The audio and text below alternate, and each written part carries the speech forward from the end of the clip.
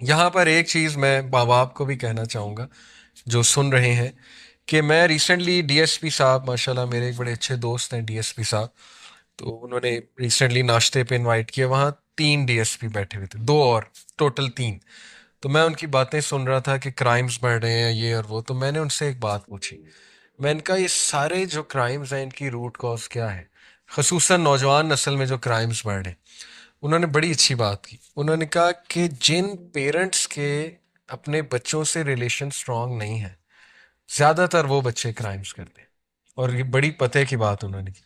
उन्होंने कहा कि पेरेंट्स बच्चों को मोहब्बत नहीं देते बचपन से, तो वो जाहिर है कि बच्चों को जब अटेंशन और मोहब्बत उनसे नहीं मिलती तो वो फिर बाहर तलाश करते हैं। हैविंग सेड इट, अब ये मतलब नहीं कि हम अपने पेरेंट्स को परखना शुरू कर दें इन उस पे। हमारे पेरेंट्स जो हैं वो हमसे बिल्कुल मोहब्बत भी करते हैं, लेकिन जाहिर है कि ये जिस चीज़ की वो बात कर रहे हैं वो एक और क्लास है। वो वाली क्लास है जो निगलेक्टेड चिल्ड्रन जिन्हें हम कहते हैं, माँ बाप के पास टाइम ही नहीं है बच्चों के लिए, ये वो वाली फिर क्लास आ जाती है। तो उन्होंने कहा कि मैंने ज़्यादातर ऐसे बच्चों को ड्रग्स की तरफ जाते देखा है या हराम रिलेशंस की तरफ, और कत्ल करते देखा है। एक एक मरले पे लड़ाई होते देखी है बच्चों की। यानी वो कहते हैं मैं हैरान होता हूँ, ओल्ड लाहौर में हम जाते हैं, क्राइम सॉल्व करते हैं, एक एक मरले का घर है, 3 मंजिला, उस पे कत्ल हो रहे हैं। कत्ल किस बात पे हो रहे हैं जी, ये मेरी जायदाद है, ये मेरी है, क्योंकि माँ बाप ने बॉन्डिंग नहीं की बहन भाइयों के दरमियान, उससे नुकसान आया। फिर जेलसी क्रिएट की, ये गलतियां होती हैं ना पेरेंटिंग की, हसद क्रिएट हुआ। फिर दीन के मुताबिक तरबियत ही नहीं की। जब रुझान सारा माँ बाप का बचपन से मादा परस्ती था, औलाद को इस्लाम भी नहीं सिखाया, कुरान भी नहीं सिखाया, तो उन्होंने उस औलाद ने कहाँ माँ बाप की खिदमत करनी। वो औलाद तो जो इंतज़ार करेंगे माँ बाप के मरने का कि ये मरे तो ये जायदाद हमारी, और फिर उस जायदाद पे वो लड़ेंगे। ये सारी बातें उन्होंने समझाई।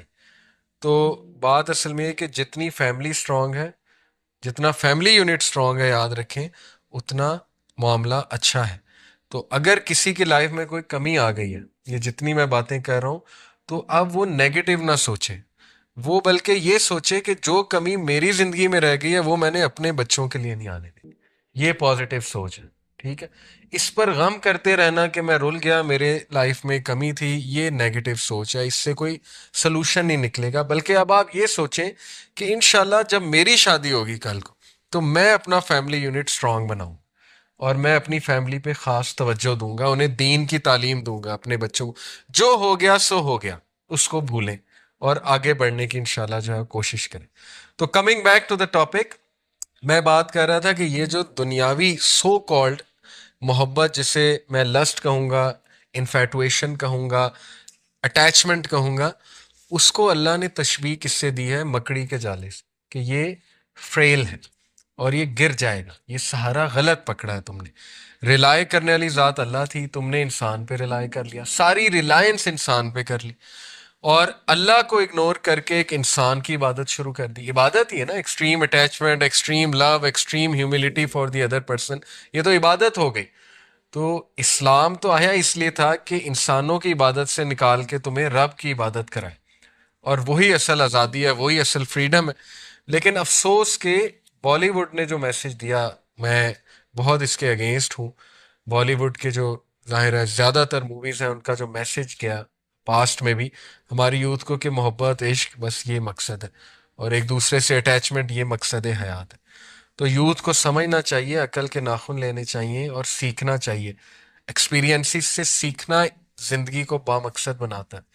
वो जिंदगी जिसमें आप सीख नहीं रहे, वो बेमकसद जिंदगी, और ये बेवकूफ़ी है। जो बंदा गलतियों से नहीं सीखता तो वो वाइज नहीं है, वो फूलिश है। विजडम ये है कि आप अपनी गलतियों से सीख कर दूसरों को भी समझाएं, और उनको अकल के थोड़े से मैसेजेस दें कि ये चीज़ टाइम वेस्टेज भी है, सेहत का नुकसान भी है। हाउएवर इससे निकलना कैसे है? यूथ कहती है हमें सब पता है जी, इस्लाम में ये हलाल है हराम है, अब इससे निकलना कैसे, उस पर भी बात करते हैं इंशाल्लाह ताला। तो कॉन्सेप्ट ऑफ हराम समझ लें कि जो चीज़ माइंड के लिए, हमारी सोल के लिए, सोसाइटी के लिए और फिजिकल हेल्थ के लिए नुकसानदेह है, इस्लाम उसे बैन करता है। इस्लाम हमारा खैर ख्वाह है। जैसे अल्कोहल, माइंड के लिए नुकसानदेह है, सोल के लिए भी नुकसानदेह है, सोसाइटी के लिए भी नुकसानदेह है, और फिजिकल हेल्थ के लिए। तो इसी तरह ये जो इंटरमिंगलिंग ऑफ सेक्सेस है, इसके सोसाइटी पे भी हार्म्स बहुत है, क्योंकि जब आप इंटरमिंगलिंग ऑफ सेक्सेस की तरफ जाएंगे, मर्द और औरत के इख्तलात की तरफ, दोस्ती यारी की तरफ, तो वो उसके रिजल्ट्स आपके सामने। टिकटॉकर्स, कैसी मिजरेबल लाइफ है उनकी। ये जो अभी आयशा, कौन है वो, उनका केस खड़ा हुआ, तो आपस में दोनों क्या थे? दोस्त। यही तो वो कहते हैं ना, पहले कहते हैं बहन भाई थे, फिर दोस्त बन गए। तो वो दोस्ती में फिर क्या नतीजा क्या निकला उस दोस्ती का? क्या वो एक दूसरे के दुश्मन बने हुए? ये है असल में at the end and result ये होता है। हाउएवर, अगेन टू क्लैरिफाई, ये जो बच्चे जो यूनिवर्सिटीज़ के हैं, ये अच्छी फैमिली से हैं, हम इनको ईवल नहीं कह रहे, लेकिन ये समझ नहीं पा रहे नुकसानात को। जस्ट बिकॉज इन पे एक चीज़ अप्लाई नहीं हो रही, ये अच्छी नीयत से ही काम स्टार्ट करते होंगे।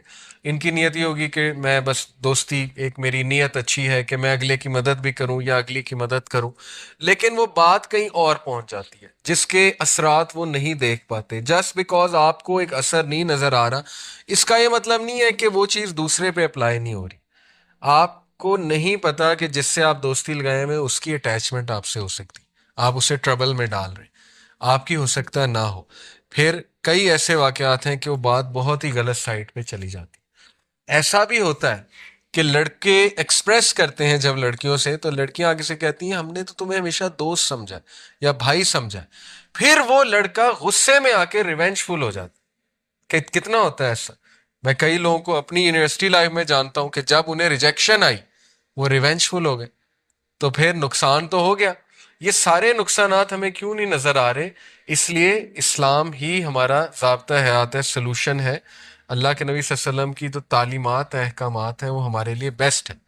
तो पीपीएल फार्मूला दोबारा से बताता हूँ: पर्पसफुल, पब्लिक, लिमिटेड। बात लिमिटेड होनी चाहिए, बात एलोंगेट नहीं होनी चाहिए।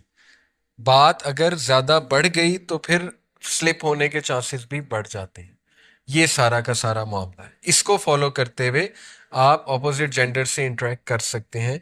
कोई मामलात हो उस हवाले से, या यूनिवर्सिटी में कभी ज़रूरत पड़ जाए, क्लास फेलोज का आपस में बातचीत करना डिग्निटी के साथ, रिस्पेक्ट के साथ, और पीपीएल को मद्देनज़र जो है वो रखते हुए ये किया जा सकता है।